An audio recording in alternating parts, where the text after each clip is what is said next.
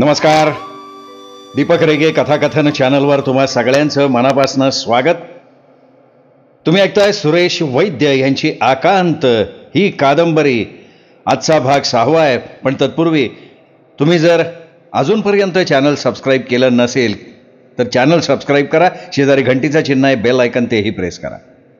चला मित्रांनो, ऐकूयात सुरेश वैद्य लिखित आकांत या कादंबरीचा भाग 6वा. अभिमन्यू बाबूलाल शेठच्या दुकानात शिरला तेव्हा त्याच्या हातात पिशवीत लपेटलेले आईचे आणि विशाखाचे दागिने होते. आईने पै पै करून साठवलेल्या पैशातून बनवलेले ते दागिने आणि ही त्याच्या घरातली शेवटची पुंजी होती. अभिमन्यूला बघताच बाबूलाल शेठनं आपली उघडी तिजोरी झटकन बंद केली आणि मग आपलं व्यावसायिक हसू तोंडभर हसत तो म्हणाला, अरे अरे अभिमन्यू, ये ये ये, बस बस बाबा बस. बाबूलाल शेठला नमस्कार करून अभिमन्यू बसला. बाबूलाल शेठ हातातल्या पेननं कान टोकरत चेहऱ्यावर सहानुभूतीचे भाव आणि आवाजात दुःख आणत म्हणाला, ते विष्णू पंतांबद्दल ऐकून मला लय दुःख झालं बरं का. कसं आहे, तुझ्या वडिलांशी माझे लय दिवसापासूनचे संबंध. वाईट झालं, फार वाईट झालं. नशिबात असतं ते कोणी टाळू शकत नाही ना शेठजी.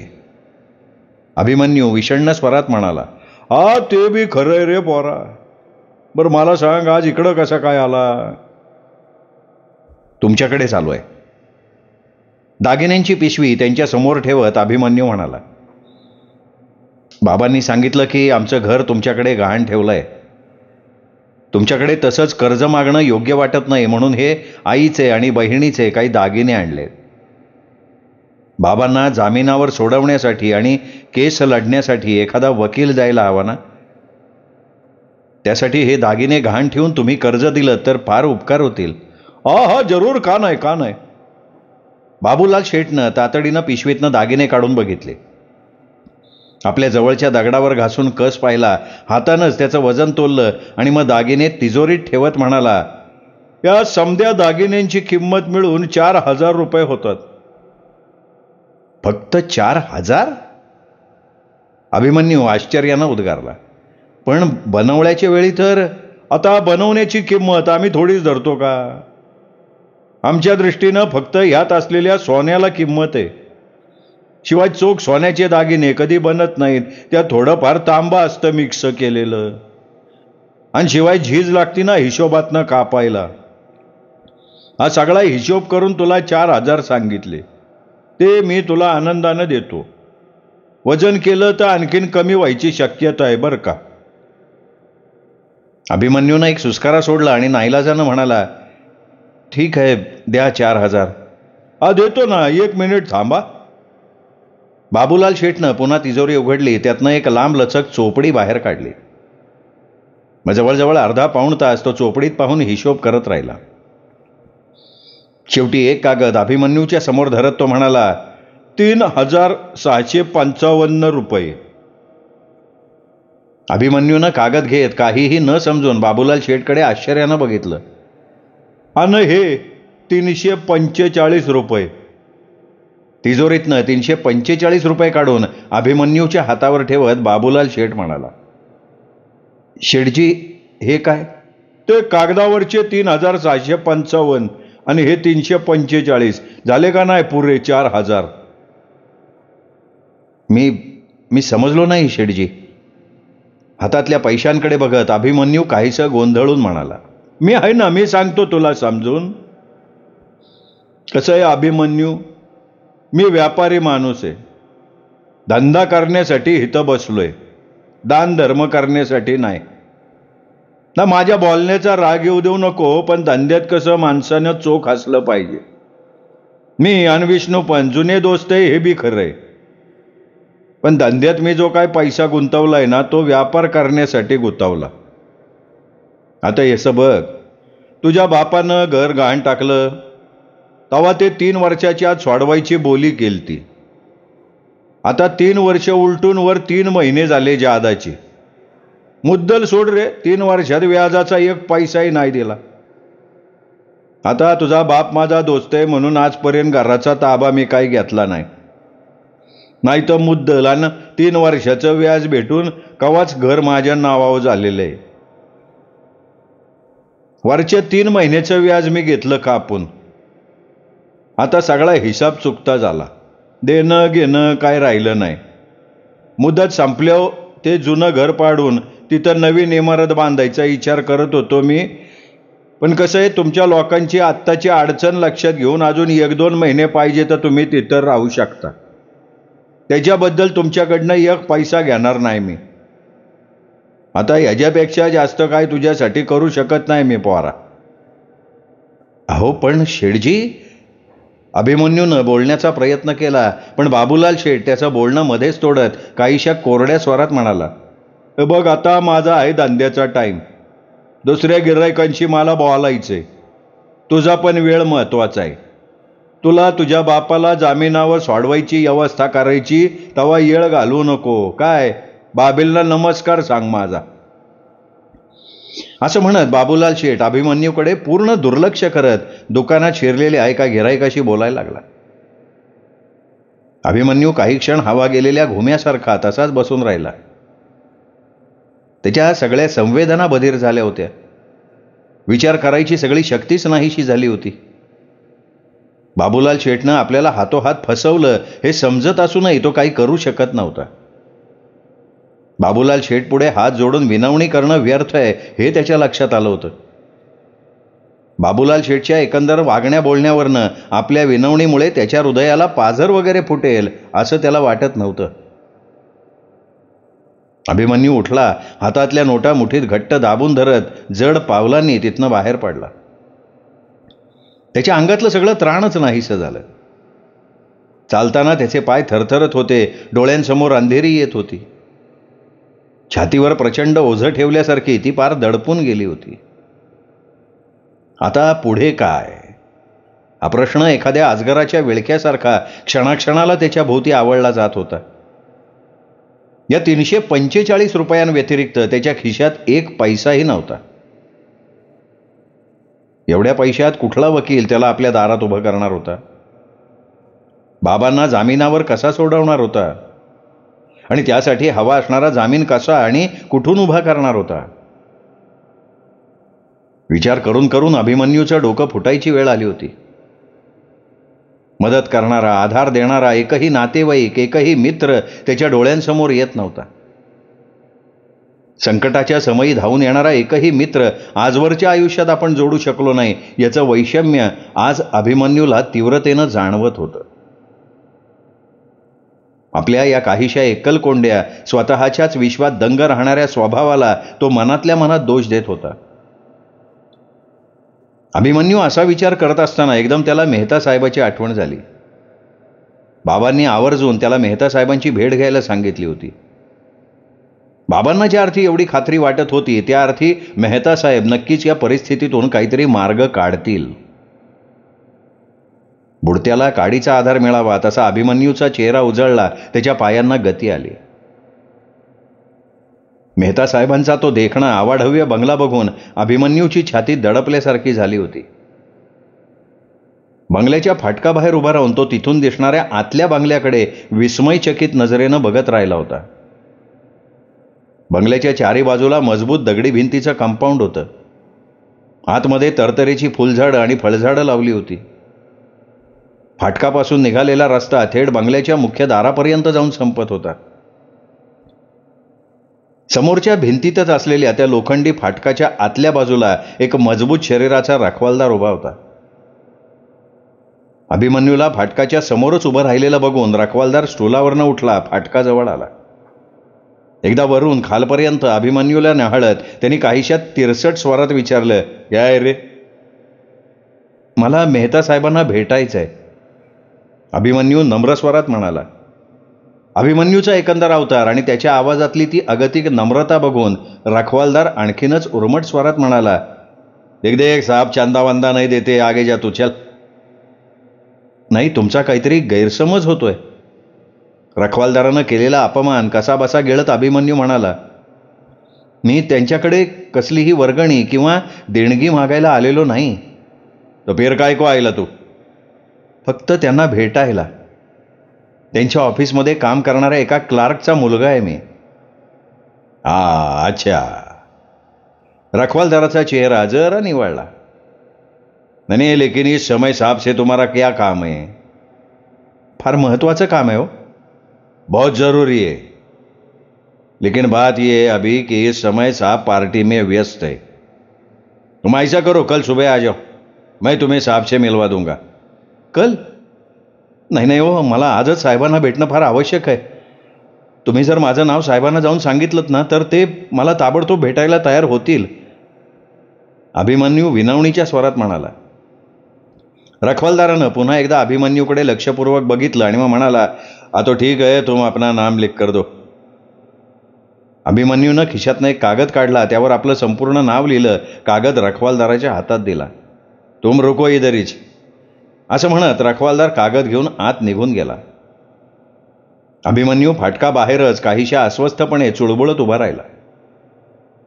मेहता साहेब पार्टी सोडून यावेळी आपल्याला भेटायला तयार होतील का उद्या ये म्हणून सांगतील? शेवटी मेहता साहेब कितीही चांगले असले तरी पार्टी सोडून एका मामूली क्लार्कच्या मुलाला भेटायला ते कितपत उत्सुकता दाखवतील? कालपासून त्याच्या वाटेला आलेले अनुभव बघता अभिमन्यूचे विचार काहीसे निराशावादाकडे झुकायला लागले होते. म्हणूनच आत्ताही मेहता साहेब आपल्याला भेटायला नकार देतील अशीच खुणगाठ त्यांनी मनाशी बांधली होती. पण थोड्याच वेळात रखवालदारानं परत येऊन, साहब तुम को अंदर बोलाते, असं जेव्हा त्याला सांगितलं तेव्हा क्षणभर त्याचा रखवालदाराच्या बोलण्यावर विश्वास नाही बसला. काही क्षण तो तसाच अविश्वासानं रखवालदाराकडे बघत उभा राहिला. रखवालदारानं फाटक उघडून त्याला आत घेतलं तेव्हा कुठे अभिमन्यू भानावर आला. अरे चलो. फाटक पुन्हा बंद करून रखवालदार त्याला म्हणाला. रखवालदाराच्या मागोमाग चालताना अभिमन्यू मेहता साहेबांच्या या औदार्यानं अगदी भारावून गेला होता. एवढा मोठा माणूस पार्टी सोडून आपल्याला भेटायला तयार झाला याचंच त्याला अप्रूप वाटलं होतं. आणि बाबांनी मेहता साहेबांविषयी व्यक्त केलेला विश्वास किती सार्थ आहे याचीही त्याला कल्पना आली होती. मेहता साहेब बाबांना सोडवण्यासाठी आपल्याला नक्की मदत करतील याची त्याला आता खात्री वाटायला लागली होती. आणि आता पहिल्यांदा त्याच्या मनावरचं दडपण बऱ्याच प्रमाणात कमी झाल्यासारखं झालं होतं. बंगल्याच्या पोर्चजवळ येत असताना हॉलमधनं येणारे स्त्री पुरुषांचे हसण्या बोलण्याचे आवाज त्याच्या कानात शिरले होते. त्यातच पाश्चात्य संगीताचे सूर मिसळले होते. मधूनच ग्लासांचा खणखणाट ऐकू येत होता. रखवालदारानं हॉलच्या शेजारीच असलेल्या एका छोट्या पण कलात्मक रीतीनं सजवलेल्या खोलीत अभिमन्यूला बसवलं आणि तो निघून गेला. अभिमन्यू एका कोचावर काहीसा अवघडून बसला होता. भिरभिरत्या नजरेनं सगळ्या खोलीवरून नजर फिरवत होता. त्या एका खोलीवरून मेहताच्या श्रीमंतीची, त्याच्या रसिकपणाची कल्पना येत होती.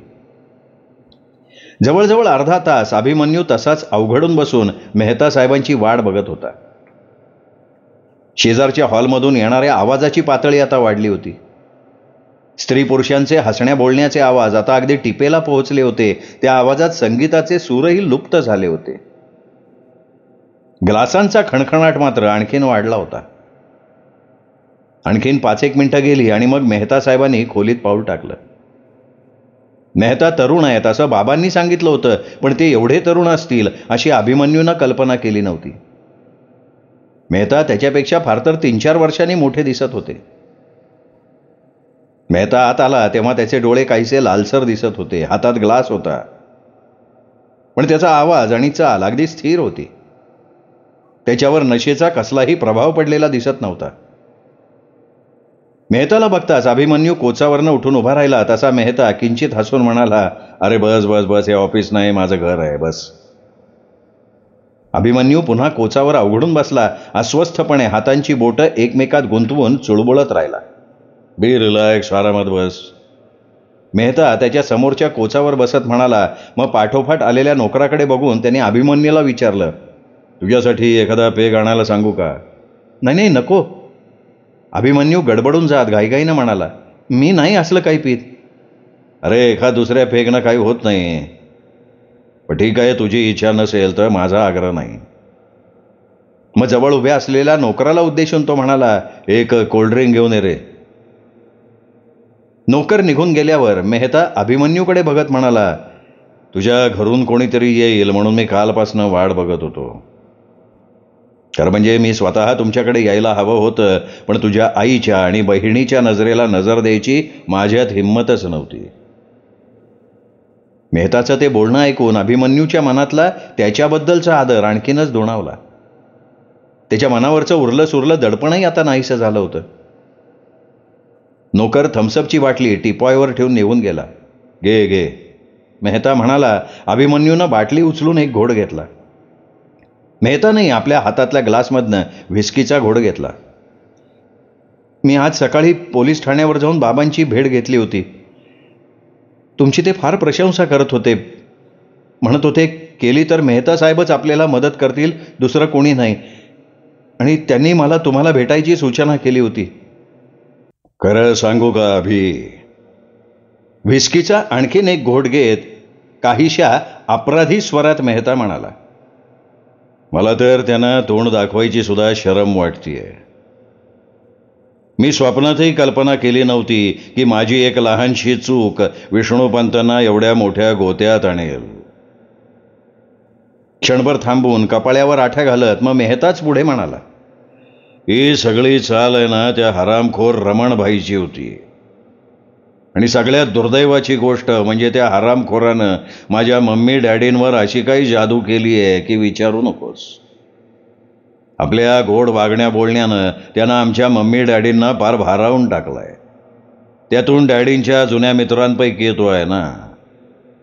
घरात आल्याबरोबर हात जोडून मम्मीला नमस्कार करतो. येताना नेहमी काही ना काही घेऊन येतो, म्हणजे कधी फळं कधी मिठाई.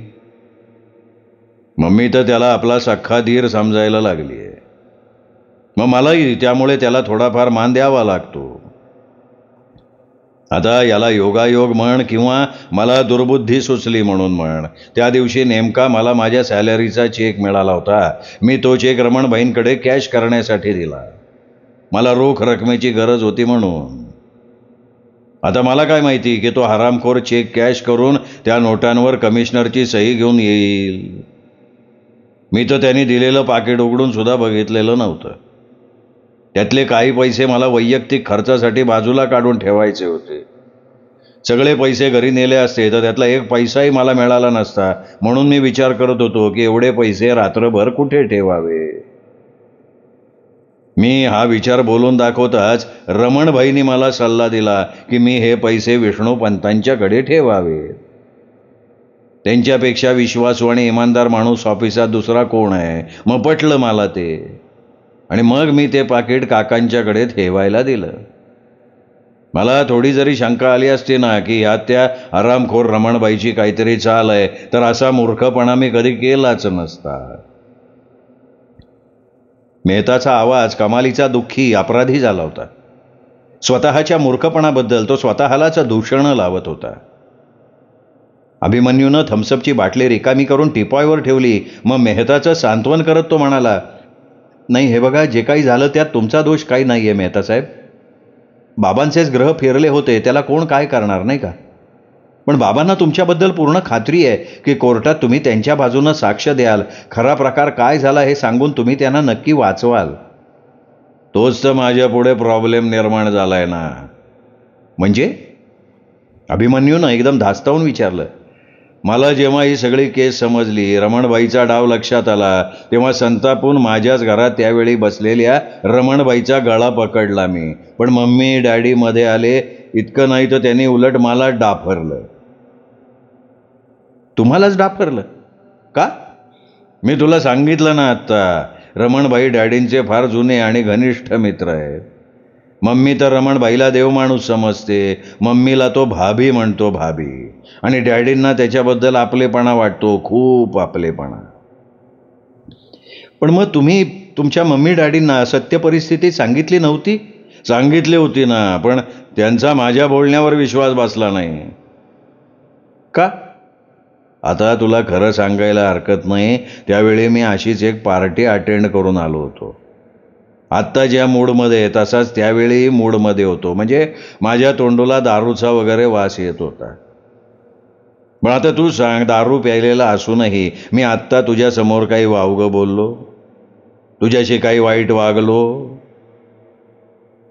नाही नाही, पण त्या हरामखोरानं माझ्या या वीक पॉईंटचा फायदा घेत मम्मी डॅडीच्या डोक्यात भरवलं की मी नशेत आहे आणि विष्णुपंतांची दया येऊन त्यांना वाचवण्यासाठी मी खोटं बोलतोय.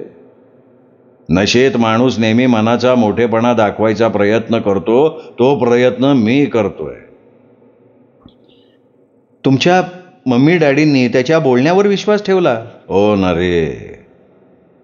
डॅडी मम्मीने कधी विष्णुपंत काकांना बघितलंच नाही ना. बघितलं असतं तर कदाचित रमणबाईच्या बोलण्यावर त्यांनी एवढ्या सहजासहजी विश्वास ठेवला नसता.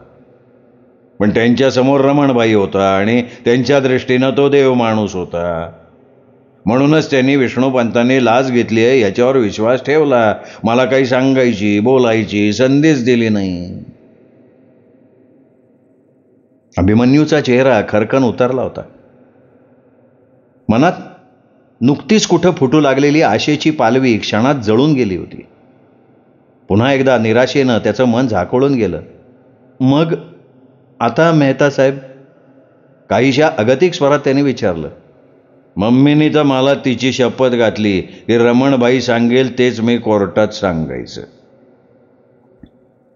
अभिमन्यूच्या हातापायातलं अवसान पार गळून गेलं होतं. ओठ कोरडे पडले होते. काय बोलावं ते त्याला सुचत नव्हतं. सगळे शब्दच हरवल्यासारखी त्याची अवस्था झाली होती. मेहतानं हातातला ग्लास रिकामा केला. मग एक दीर्घ निश्वास सोडून कोचातनं उठत तो म्हणाला, मी स्वतः सुद्धा यातनं काय आणि कसा मार्ग काढावा याचा विचार करून करून करून थकलोय.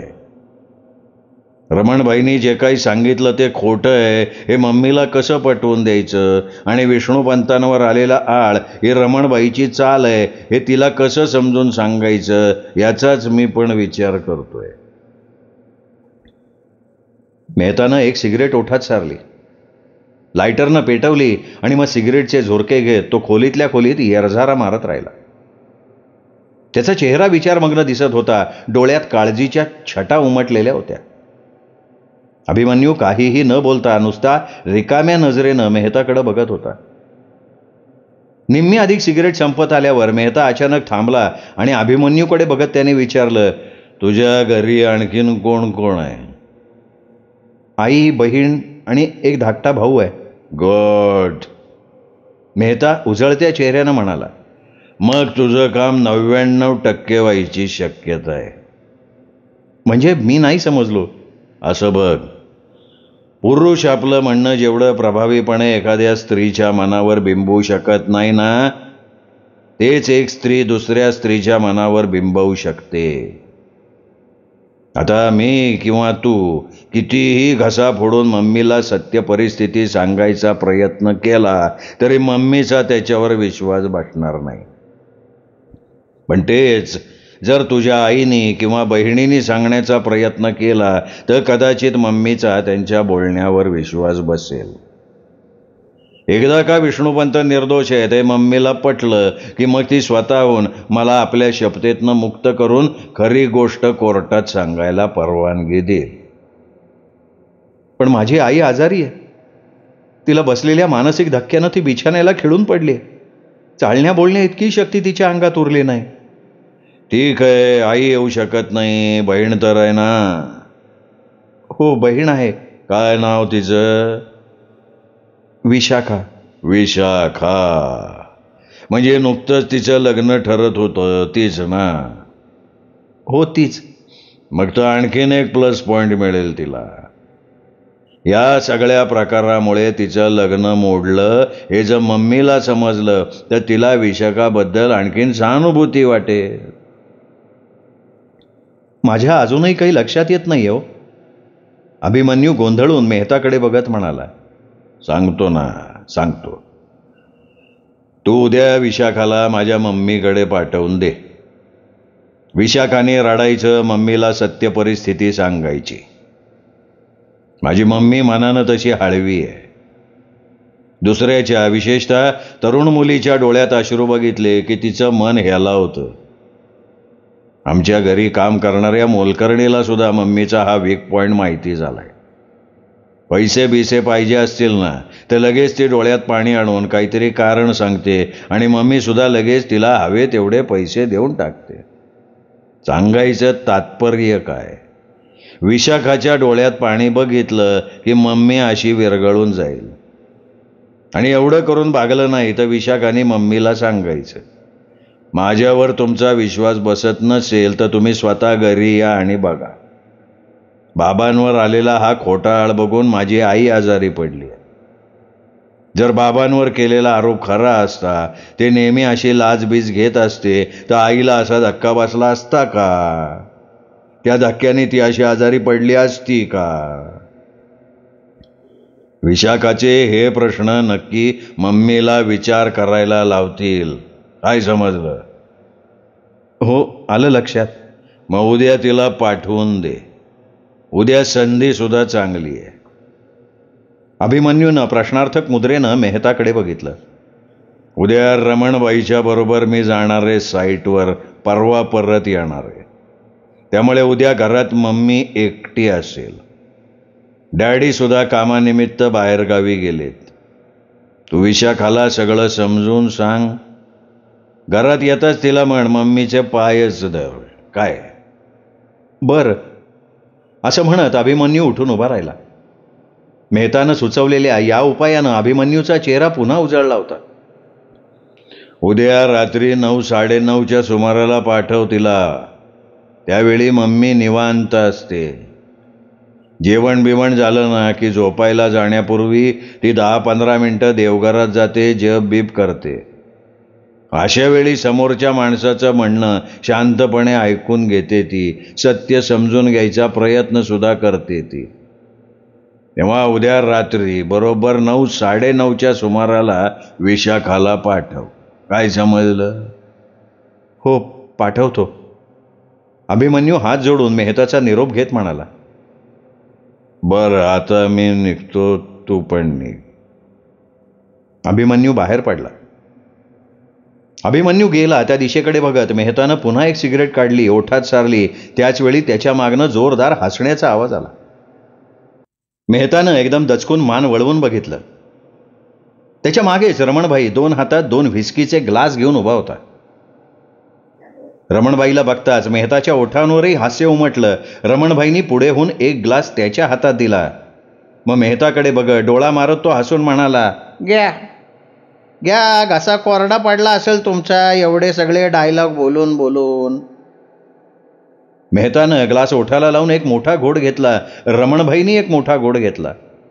मग काहीशा विजयी स्वरात तो म्हणाला, मी म्हटलं होतं ना, शेवटी तो येणार तुमच्याकडं. अरे यार, रमणबाईचं जजमेंट आहे, कधी चुकणार नाही ते. मी म्हणणाऱ्यांना या रमणबाईंनी अलगद खिशात घातलंय हो. मला पक्की खात्री होती की त्याचा बाप त्याला तुमच्याकडं पाठवल्याशिवाय राहणार नाही. अहो, दुसरा काय आधारच नाही ना त्याला. विष्णूपंतांच्या पोरीचं वर्णन तुम्ही केल्यापासनं माझं चित्त नाही आहे थाऱ्यावर. मेहताच्या लालसर डोळ्यात वासना गोळा झाली होती. पण काही म्हणा बरं का शहासाहेब, तुमच्या रसिकतेचं कौतुकच करायला हवं. फक्त एकदा तुम्ही त्यांच्या घरी गेला आणि तेवढ्या वेळात तिचं एवढ्या बारकाईनं निरीक्षण केलं. नाही, घरी एकदाच गेलो होतो, पण तसं तिला मी 5-6 वेळा बघितलं होतं. अरे मेहता साहेब, काय पोरगी आहे. हा, बघता क्षणी कुणी पागल व्हावं अशी. तिच्याकडं बघून बाबूलाल शेठ तिच्या बापाला मागील त्यावेळी कर्ज देत होता. विष्णूपंताचं घर त्याच्याकडं गहाण पडलंय. पण पठ्ठ्यानी मुदत संपल्यावर सुद्धा त्यांना घरातनं बाहेर नाही काढलं. ते ह्याच कारणासाठी, चाल्याला आज ना उद्या पोरगी आपल्या हातात पडेल अशी आशा होती. कदाचित यापुढेही त्यांनी त्यांना मदत केली असती बरं का. हा, पण परवा 4 गुंड बरोबर घेतले, त्याला जाऊन धमकीच देऊन टाकली मी.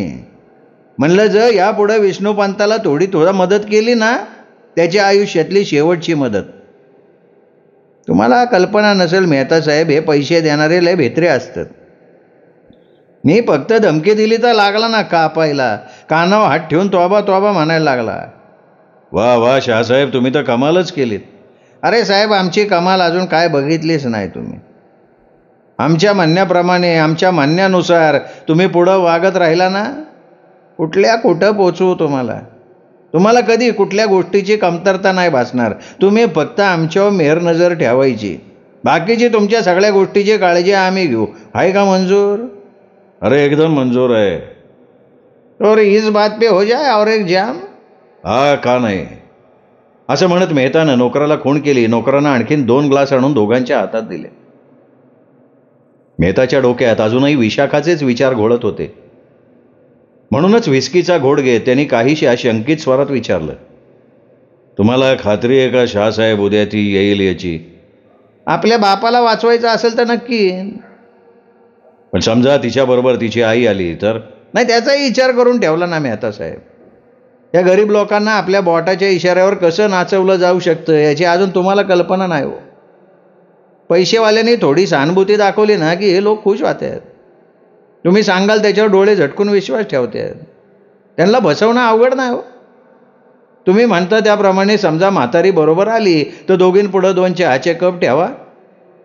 चहा पिल्यावर आई होईल बेहोश आणि पोरगी पिऊन एवढी रंगात येईल की स्वतःहून तुमच्या गळ्यात पडल. आणि नंतर शुद्धीवर आल्यावर दोघींनी काही तमाशा केला तर? मेहता साहेब, तुम्ही लय कच्चे दिसता राव या खेळात. अहो, जगात ही गरीब नावाची अशी एक शेवटची जात राहिली की जी आज सुद्धा स्वतःच्या प्राणापेक्षा आपल्या इज्जतीला लय महत्त्व देते. एकदा का तुम्ही विशाखाच्या शरीराचा उपभोग घेतला, तिला नाचवलं, मग भले तिच्या आईला, बापाला, भावाला हे समजू द्यावं, काय करू शकणार नाहीत ते लोक. कारण बॉम्बाबॉम्ब करून, आरडाओरडा करून आपल्याच पोरीची बदनामी होईल हे समजणे इतकी अक्कल आहे ना त्यांच्या. आणि अगदी धरून चालाव. त्यांनी काय तमाशा केला, तुमचं काय नुकसान नाही होणार. उलट एवढ्या रात्रीची ही पोरगी बंगल्यात गेलीच कशाला म्हणून लोक त्यांना उलटे प्रश्न विचारत राहतील. तेव्हा मनातली शंका काढून टाका. लागा, उद्याच्या तयारीला लागा. शेवटचं वाक्य बोलताना रमणभाईनं अश्लील हसत डोळा मारला. मेहतानंही रमणभाईच्या हसण्याला हसूनच प्रत्युत्तर दिलं आणि मग दोघांनी एकाच वेळी आपापले ग्लास रिकामे केले. अरेच्या, तुम्ही दोघांनी बॉटम अप केलंय की? मागून एक हसरा खेळकर आवाज ऐकू आला. त्याबरोबर मेहता आणि रमणभाईनं एकदम चमकून मागे वळून बघितलं. त्यांच्या मागेच एक 20-22 वर्षांची अत्यंत देखणी, आकर्षक वेश परिधान केलेली तरुणी उभी होती. तिच्या एका हातात व्हिस्कीचा ग्लास होता तर दुसरा हात आपल्या कमरेवर ठेवून ती मिश्किल नजरेनं दोघांकडे बघत होती. मेहता काहीशा विस्मयानं तिच्याकडे बघत होता.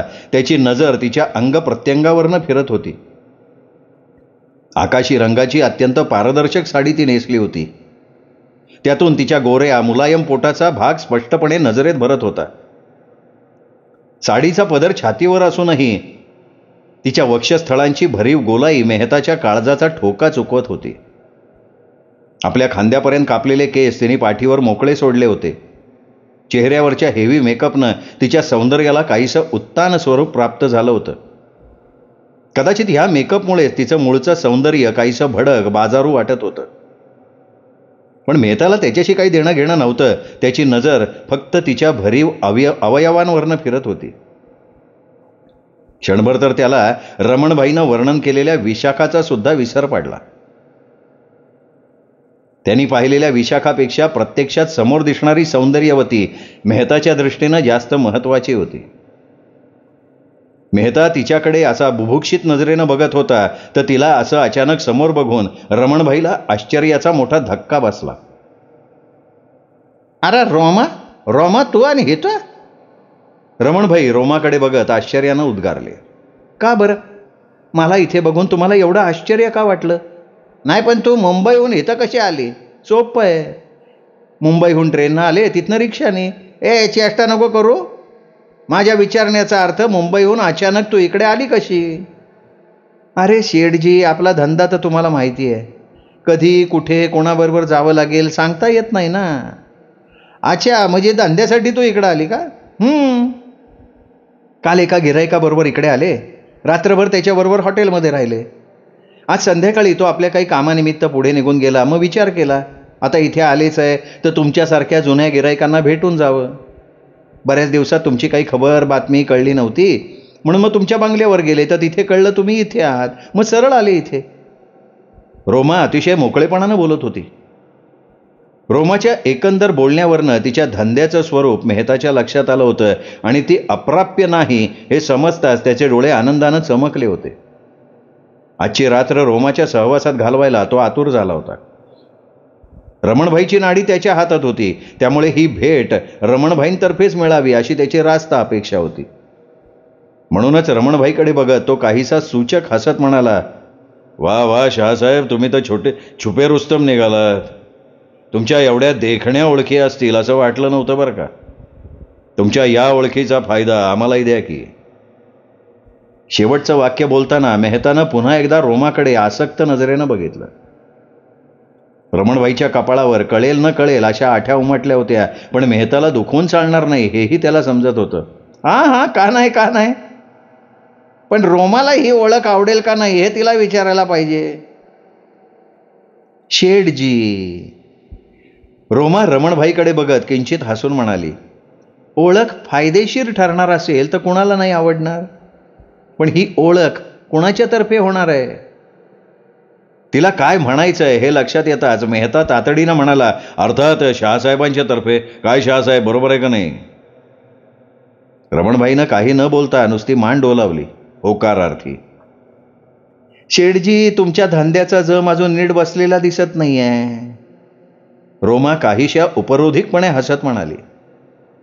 रोमाच्या आवाजातला उपरोधिकपणा जाणवून क्षणभर रमणभाईचा चेहरा कठोर झाला होता, पण लगेच स्वतःला सावरून ते हॉलकडे वळत म्हणाले, चला, पार्टी संपत आली असेल. मेहतानं बिनदिक्कतपणे रोमाच्या कमरेत हात घालत तिला जवळ ओढली. त्यालाही पार्टी संपवायची आता घाई झाली होती. मित्रांनो, हा 6वा भाग इथेच संपला. 7वा भाग उद्या. तोपर्यंत नमस्कार मित्रांनो.